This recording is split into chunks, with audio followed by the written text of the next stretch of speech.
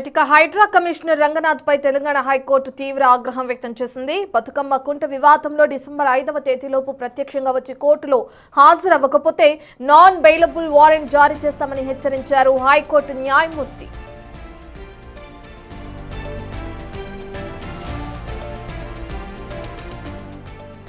Hydraa commissioner Ranganath పై Telangana high court తీవ్ర ఆగ్రహం వ్యక్తం చేసింది. బతుకమ్మ కుంట వివాదంలో డిసెంబర్ 5వ తేదీలోపు ప్రత్యక్షంగా వచ్చి కోర్టులో హాజరవ్వకపోతే నాన్ బెయిలబుల్ వారెంట్స్ జారీ చేస్తామని హైకోర్టు న్యాయమూర్తి హెచ్చరించారు.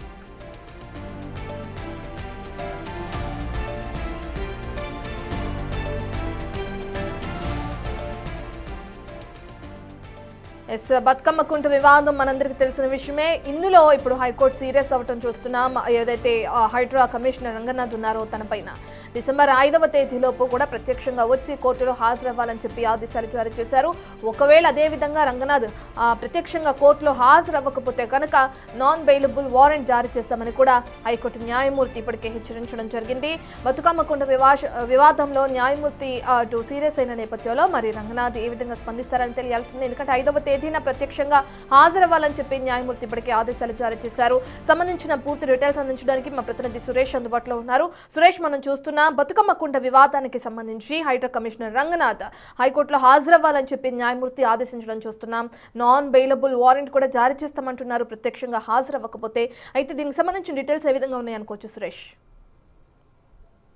కొంత భూమి స్టేకు సంబంధించి ఒక పిటిషన్ హైకోర్టులో దాఖలు చేయడం జరిగింది. దానికి సంబంధించి రంగనాథ్ ని ఈ రోజు విచారణకు పిలిచినప్పటికీ ఆయన రాకపోవడంతో రంగనాథ్ ప్రత్యేక కోర్టులో హాజరు కావాలి, లేదంటే నాన్ బెయిలబుల్ వారెంట్ జారీ చేస్తామని చెప్పేసి కూడా హైకోర్టు తీవ్ర ఆగ్రహం వ్యక్తం చేయడం జరిగింది.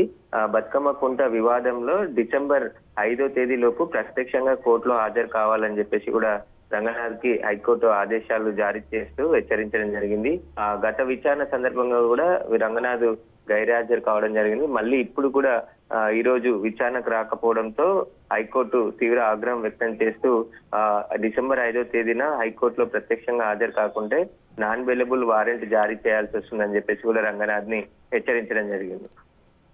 సురేష్, ప్రధానంగా ఈ రోజు విచారణకి ఎందుకు హాజరవ్వలేదని చెప్పుకోవచ్చు ఎవరైతే రంగనాథ్ ఉన్నారో ఆయన?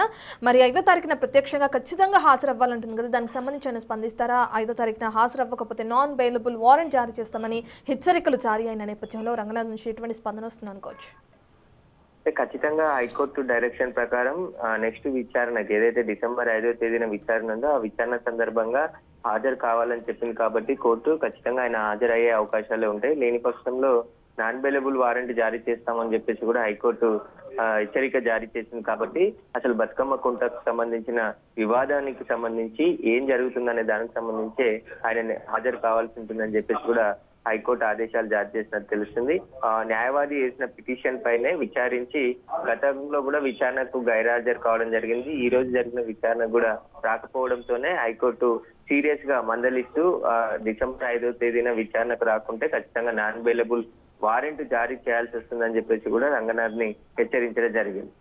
Right, thank you Suresh.